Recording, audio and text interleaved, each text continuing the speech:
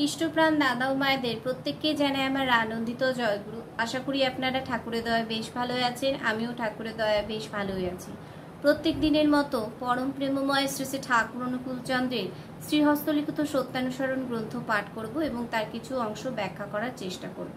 খুব ভালো লাগে এই ভেবে যে প্রত্যেক দিন আপনারা আমার এই ভিডিওগুলো শোনেন এবং ভিডিও শেষে কমেন্টস করেন। সত্যি সত্যি খুব ভালো লাগে এবং আপনাদের ভালো লাগে বলে সেই ভিডিওগুলো আপনারা অনেকেই শেয়ারও করেন।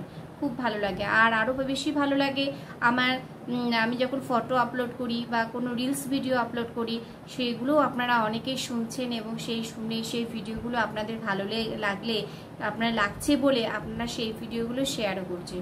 সত্যি আপনাদের সবাইকে আমি ধন্যবাদ জানাই। কি বলে ধন্যবাদ বলবো তাও আমি বলার ভাষা খুঁজে পাই না। তো জয়গুরু, আজও আপনাদেরকে একটা কথাই বলি যে ভিডিওটা স্কিপ না করে অবশ্যই একটু শুনবেন। আমি যে বাণী পাঠ এবং ব্যাখ্যা করার একটু চেষ্টা করছি তা সঠিক হচ্ছে কিনা, এবং ভিডিও শেষে অবশ্যই আমাকে একটু কমেন্টস করে জানাবেন। জয়গুরু। পরম প্রেমময় শ্রী শ্রী ঠাকুর অনুকূল চন্দ্রের শ্রীহস্তলিখিত সত্যানুসরণ গ্রন্থ পাঠ।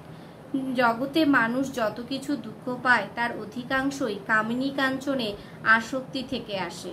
মানুষ যত দুঃখ পায়, যত কিছু দুঃখ পাচ্ছে, সব কিন্তু কামিনী কাঞ্চনে আসক্তি থেকে আসে।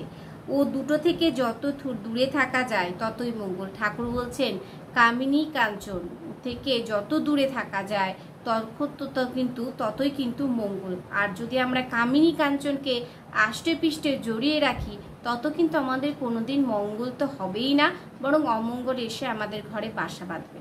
এটাই হচ্ছে মূল মোদ্দা কথা। ভগবান শ্রী শ্রী রামকৃষ্ণদেব সবাইকে বিশেষ করে বলেছেন কামিনী কাঞ্চন থেকে খুব তফাৎ থাক। ভগবান শ্রী শ্রী রামকৃষ্ণদেব বলছেন যে কামিনী কাঞ্চন থেকে অনেক তফাৎ থাকতে, কিন্তু আমরা সেটা কোনোদিনই করছি না। সবসময় কামিনী কাঞ্চনেই আমরা ডুবে থাকছি, যার জন্য আমাদের দুর্দশা আমাদের পিছে ধরে থাকছে। কামিনী থেকে কাম বাদ দিলে ইনি মা হয়ে পড়েন। কামিনী থেকে কাম বাদ দিলেই তিনি কি হচ্ছেন? তিনি মা হয়ে পড়ছেন। বিষ অমৃত হয়ে গেল। যে বিষটা আমরা প্রতিনিয়ত সেবন করছি তা কিন্তু অমৃত হয়ে যাচ্ছে। আর মা কিন্তু মাই। ঠাকুর বলছেন মা মাই, কামিনী নয় কো। এই যে কথাগুলো তিনি বলছেন, কিন্তু আমরা এমনই মানুষ যারা কোনো কিছু বিচার বিবেচনা না করে কাকে কিভাবে বলা উচিত, কি রকম আচরণ করা উচিত, সেটা কখনোই আমরা বিচার বিবেচনা করি না। সঙ্গে সঙ্গে যেমন মনে হচ্ছে, যেমন দেখছি তেমনই করছেন, কিন্তু এই জিনিসটা কখনো বুঝতে পারি না যে মা মাই আর কামিনী নয় কো। মার শেষে ঘি দিয়ে ভাবলেই সর্বনাশ। মার শেষে যদি আমরা ঘি দিয়ে ভাবি তাহলেই কিন্তু সর্বনাশ। ঠাকুর বলছেন সাবধান, মাকে মাগি ভেবে মরো না। ঠাকুর কিন্তু এই কথাটা বলছেন। প্রত্যেক মাই জগৎ জননী। প্রত্যেকটা মাই কিন্তু জগৎ জননী।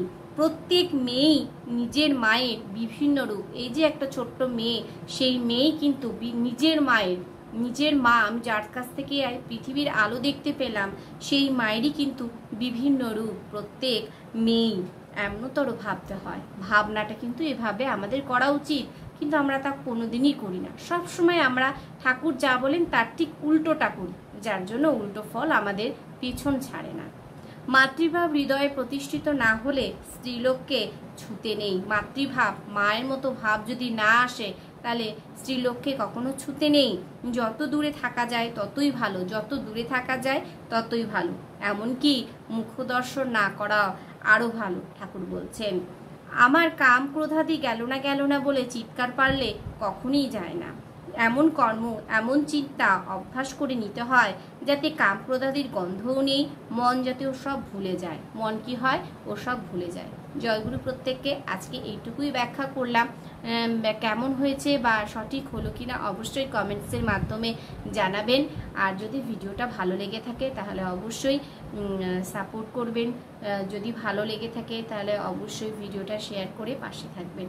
জয়গুরু। সবাই ভালো থাকবেন, সুস্থ থাকবেন, ঠাকুরকে মাথায় নিয়ে চলবেন। পরবর্তী আরেকটা ভিডিও নিয়ে আমি হাজির হচ্ছি আপনাদের সাথে। জয়গুরু।